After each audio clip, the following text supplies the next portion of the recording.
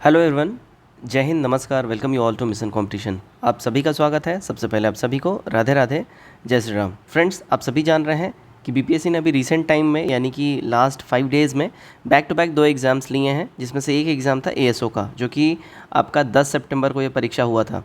देखिए, इसका उतना ज़्यादा हाइप नहीं बन पाया और इतना ज़्यादा चर्चा इसलिए नहीं हुई क्योंकि इसके जस्ट 2 दिन के गैप के बाद 13 सितंबर को यानी कि कल ही कंप्लीट हुआ है बीपीएससी 71वीं का परीक्षा। लेकिन इसके ऊपर चर्चा होना बहुत ज़रूरी है क्योंकि अब ऐसे ही नेचर का परीक्षा आपके सामने बिल्कुल आपके सर पे है, बिहार एसएससी का। और बिहार एसएससी में देखिए सीजीएल 4 और बीएसओ, ये दोनों ही परीक्षाएं सेम नेचर की हैं, सेम पैटर्न पे हैं और सेम तरीके से ही ली जाएंगी। क्या आपको ऐसा लगता है कि आप लोग ये सोच के बैठे हैं कि नहीं, बीपीएससी ही सिर्फ ऐसा प्रश्न पूछ रहा है, बिहार एसएससी तो कभी भी इस लेवल पे नहीं जाएगा? अगर आप ऐसा सोच रहे हैं तो आप लिख के रख लीजिए कि आप चौंकिएगा। और फिर जिस तरीके से अभी 71वीं बीपीएससी में सभी को शॉक लगा कि सब 70वां वाला ट्रेंड एक्सपेक्ट कर रहे थे, लेकिन बीपीएससी ने चौंकाते हुए सबको रुला दिया। बिल्कुल उसी तरीके से आपको अपडेट रहना पड़ेगा और रेडी रहना पड़ेगा। बहरहाल इसके वीडियो में हम लोग आज के इस वीडियो में हम बात करेंगे कि रिज़ल्ट आप लोगों का कब आने जा रहा है प्रीलिम्स का, क्योंकि ये भी ऑलमोस्ट डन है और इसका मैं डेट आपके साथ अभी शेयर करूँगा और एक्सपेक्टेड कट ऑफ क्या रहेगा। कट ऑफ हम लोग डिफरेंट पैरामीटर्स के ऊपर में हम लोग देखेंगे, उसके बाद हम लोग डिस्कस करेंगे। तो अगर आप लोग अभी से अलर्ट नहीं होंगे और अपने तैयारी में इन सब चीज़ों को इम्प्लीमेंट नहीं करेंगे, आप लोग बहुत पछताएंगे। Without further do let's start. तो चलिए वीडियो स्टार्ट करते हैं। आगे बढ़ने से पहले बस इतना ही बोलना चाहूँगा, चैनल पे अगर नए हैं चैनल सब्सक्राइब करिएगा और वीडियो को दोस्तों के साथ शेयर जरूर करिएगा। तो फ्रेंड्स देखिए, हम लोग एक्सपेक्टेड कट ऑफ की बात करेंगे, ठीक है। तो देखिए, सबसे पहला जो पैरामीटर है, कितने स्टूडेंट्स अपीयर्ड हुए हैं, ठीक है। तो इसमें अगर हम बात करें, देखिए जो स्टूडेंट्स अपीयरिंग की अगर हम लोग बात करें, चूँकि देखिए 71वीं भी जो है बिल्कुल ही सर पे था, 71st बीपीएससी। तो दैट इज़ वाई जो दिक्कत ये हो गया, अगर जो बीपीएससी में भी जो छात्र सम्मिलित हो रहे थे इसमें से, उन लोगों ने एएसओ को प्रायोरिटी नहीं दिया, इसी को प्रायोरिटी दिया। बहरहाल जो प्योरली जो पीसीएस वाले जो छात्र थे, उन्होंने एएसओ का फॉर्म नहीं भरा था क्योंकि इसमें फिर मैथ और रीजनिंग आपको अलग से पढ़ना था। तो इसलिए जितने भी प्योरली जो पीसीएस वाले छात्र हैं, उन्होंने पीसीएस पे ही फोकस किया था। बट फिर भी जो इसमें अटेंडेंस रहा था, यानी जो अपीयरेंस रही थी छात्रों की, लगभग देखिए 60-65% के आसपास रफली ऑन एन एवरेज रहा था। आप लोग कमेंट करके ज़रूर बताइएगा कि आप लोगों के क्लास में कितने छात्र प्रेजेंट रहे थे, ये आप लोग कमेंट करके ज़रूर बताइएगा। अब नॉन अपीयर्ड की अगर हम बात करें, ऑब्वियसली जब 60-65% जब रहा है अटेंडेंस, तो जाहिर सी बात है कि आपका नॉन अपीयर्ड लगभग 35 के आसपास, 30-35% के आसपास स्टूडेंट्स रहे हैं।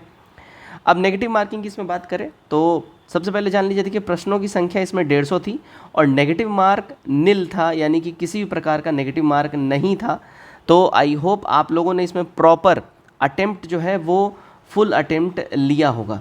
ये तो मैं आप लोगों को बहुत बार अपने हर एक वीडियो में बताया था, ठीक है, कि आप लोगों को 100 का 100% अटेम्प्ट लेना है, यानी कि 150 का 150 प्रश्न बना के आना, इसमें कोई भी कोताही मत करिएगा।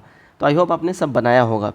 बट यहाँ पे मैं आपको एक चीज़ और क्लियर कर दूँ, जो कट ऑफ जिन पैरामीटर पे डिसाइड होता है, सबसे पहला डिफ़िकल्टी ऑफ क्वेश्चंस और नंबर ऑफ पोस्ट, ये 2 बहुत इंपॉर्टेंट पैरामीटर है। इसके अलावा बाकी ये सारी चीज़ जो हैं, ये सब बहुत माइनर इफेक्ट डालती हैं, बट ये सब भी देखना ज़रूरी होता है। क्वेश्चन का लेवल कैसा था, this is the very important thing, कि क्वेश्चन का लेवल जो था वो मॉडरेट टू टफ था। अब यहाँ पे अगर हम बात करें साइंस का, साइंस निहायती बहुत ही बेहतरीन तरीके का इसमें प्रश्नों का संकलन साइंस में किया गया था। और इवन मैं बताऊं तो कुछ ऐसे 5 से 6 प्रश्न थे जो कि नीट लेवल के थे। ट्रस्ट करिए, जी हाँ, नीट लेवल के थे। तो आपको उस लेवल का साइंस आना चाहिए था। मतलब बीपीएससी अब खुद को इतना डाइवर्स बना दिया है, इतना डायनेमिक बना दिया है कि आप कोई एक किताब पढ़ के या किसी एक पब्लिकेशन का पढ़ के अगर आप बोल दीजिए, या कोई एक कोचिंग संस्था बोल दे कि हम क्लेम करते हैं कि हम बीपीएससी को रीड कर लिए, उसके साइकोलॉजी को रीड कर लिए, तो वो कोचिंग संस्था आपको उल्लू बना रहा है।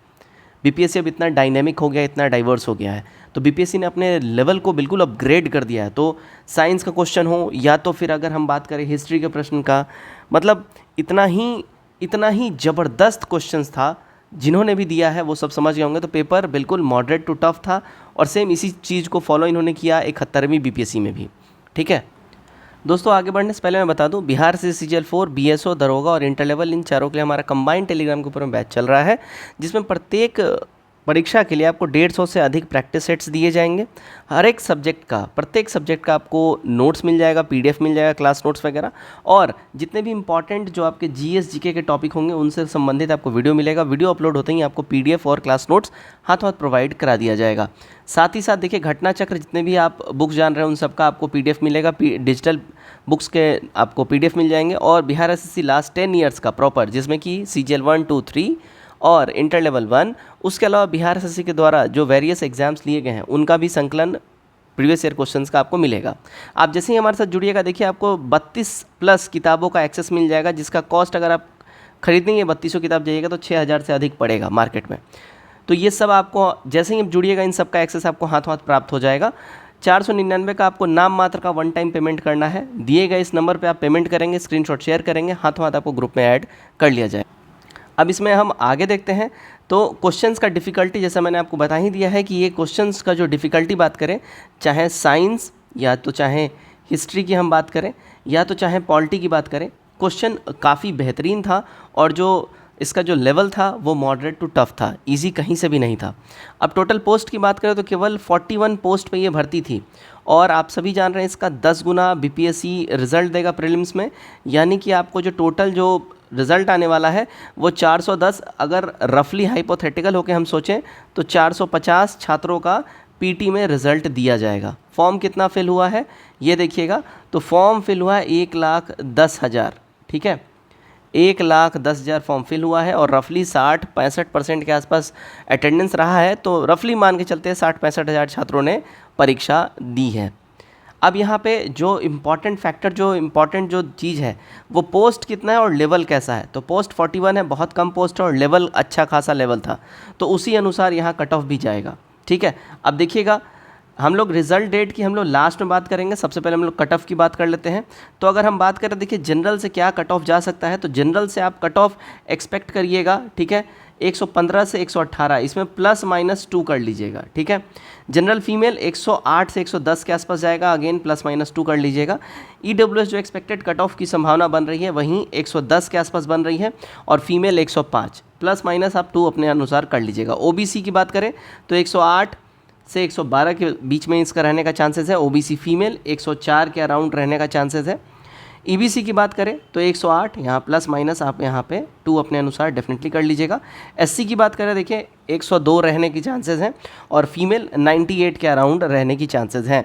एसटी की बात करें, देखिए 106 रहेगा, एससी से हमेशा अधिक एसटी का कट ऑफ रहता है, और फीमेल का इसमें कोई सीट नहीं था, इसलिए यहाँ पे मैंने कोई भी डाटा नहीं दिया है। और आप जान लीजिए ईडब्ल्यूएस में भी जो है यहाँ पे ये कहाँ गया, ईबीसी में भी फीमेल का जो यहाँ पे है सेक्शन, फीमेल का कोई सीट इसमें नहीं था, इसलिए मैंने यहाँ ब्लैंक छोड़ दिया है। तो अब इस कट ऑफ से आप लोग कितना सरोकार करते हैं कमेंट करके ज़रूर बताइएगा। और जितने भी लोग इस कट ऑफ के दायरे में आ रहे हैं वो लोग डेफिनेटली ही मेंस के लिए लग जाइए, ठीक है, इसमें कोई इफ बट नहीं रखिएगा। रिजल्ट की अगर हम बात करें, देखिए आप सभी जान रहे हैं अक्टूबर में जो है आपका मोरल कोड ऑफ कंडक्ट यानी आचार संहिता लग जाएगा, और जो रिज़ल्ट की बात करें तो आपका ये रिज़ल्ट जो है इलेक्शन के बीच में भी दिया जा सकता है, उसमें कोई इशू नहीं है। तो आपका रिज़ल्ट जो है आप देखिए अराउंड नवंबर में आप इसका एक्सपेक्ट कर सकते हैं, अक्टूबर लास्ट टू नवंबर में आप इसका रिज़ल्ट एक्सपेक्ट कर सकते हैं, आपको दिख जाएगा। और इसके मेंस की बात करें तो ये आपको जनवरी टू फेब के बीच में जो है इसका मेंस का भी परीक्षा ले लिया जाएगा। आई होप इस वीडियो के बाद आपका बहुत सारा क्वेश्चन सॉल्व हुआ होगा। अभी भी कोई अगर आपका प्रश्न है, क्वेश्चन है, कमेंट करके ज़रूर पूछिए, और वीडियो को दोस्तों में शेयर ज़रूर करिए। जय हिंद।